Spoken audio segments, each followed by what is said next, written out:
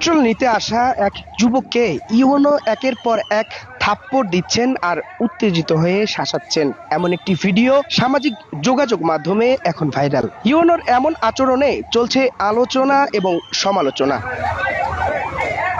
জানা যায়, অসুস্থ এক ব্যক্তির পক্ষে তার ফুয়েল কার্ড সহ মোটরসাইকেল নিয়ে পাম্পে গিয়েছিলেন ওই যুবক, কিন্তু কোনো কথা না শুনেই যুবককে থাপ্পড় মারেন ইউনো, কেড়ে নেন মোটরসাইকেলের চাবিও। পরে তোপের মুখে ঘণ্টাখানেক পর ওই যুবককে মোটরসাইকেলের চাবি ফিরিয়ে দেন। সিরিয়াল খাটে আস্তে আস্তে অসুস্থ হয়েছে, ওরা আমাকে বলতে সিরিয়াল খাটে সামনে এসে আমাকে দাও। সেই সময় টিউনে এসে আমার সাথে কলার ধরে আমাকে মারছে, সাথেই ছিল।